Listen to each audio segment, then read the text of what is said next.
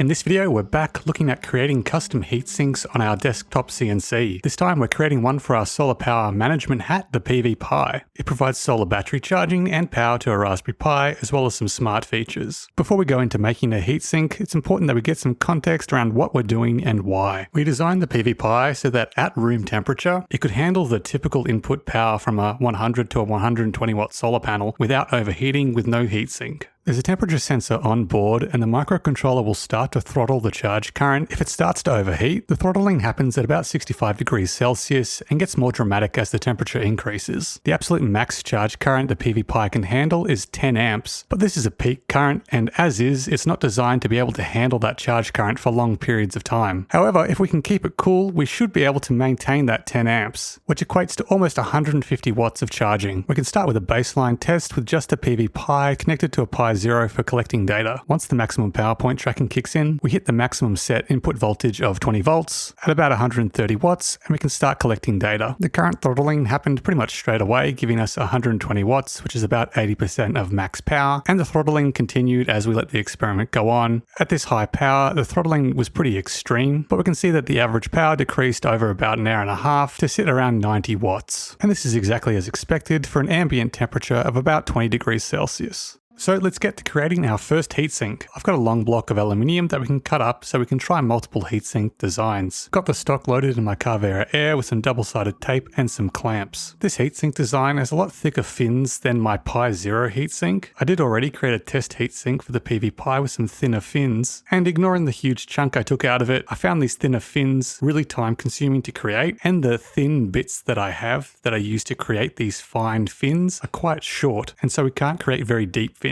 I can create these much thicker fins much longer and they're far quicker to create. And I know what you're saying, you can just get heatsink stock and create a heatsink from that, but I think it might be a bit difficult to create some complicated designs, but I might give it a go in the future. I'm doing a roughing pass here first to remove as much material as possible, and this will save a lot of time in our subsequent steps. With that all cleaned up, we can go on to creating the mounting holes, before moving on to the longest step, which is to create our fins. Even though these fins are thicker and I'm using a much larger bit than the thin fins, it still took over an hour to do this step, but that is a lot quicker than the several hours it took to do the thin fins. With the fins looking pretty good, we can move on to the final step, which is to cut the heatsink out of the rest of the stock. I leave some small tabs so our part doesn't go flying, and I can quickly remove these with a rotary tool. So with our first heatsink all done, we can use a thermal pad to attach it to our PV Pi and see if it makes any difference. We'll run the same test as before, cranking the power all the way up and start recording data once the maximum power point has settled at the peak voltage. This time around, the PV Pi was actually able to get up to the max 140-150 watts before it started to overheat and the current was throttled down. It does appear to have been able to reach a steady state over 100 watts. Looking at the temperature data, it's clear that the additional thermal mass of the heatsink meant that the PV Pi heated up a lot slower, but eventually it still did hit the same 70 degrees Celsius as the no heatsink version. It's clear that the fins alone weren't able to dissipate enough heat, so I ran the test again with the same heatsink, but once it reached a steady temperature, I used a little 5-volt fan plugged into the PV Pi to blow some air through the heatsink fins, making sure not to blow any air directly on the temperature sensor itself. And from our graph for this experiment, we could see a pretty dramatic drop once we introduced the fan. So it's clear our heatsink's gonna need a fan if we want the PV Pi to sit comfortably at that 140 to 150 watt mark. With the general heatsink design already made, it should be fairly straightforward to add a fan. I'll be using a 30mm by 30mm fan that will sit in this recess here, and as well as the mounting holes for the PV Pi, we'll need to add a few very fine mounting holes for the fan that I'll tap later. The heatsink fin design is largely the same, but there will be less surface area due to the fan now taking up some space, but the additional airflow should more than make up for it. This little fan will suck air in and blow it across the fins, hopefully cooling it enough so that we can reach 140 watts continuous.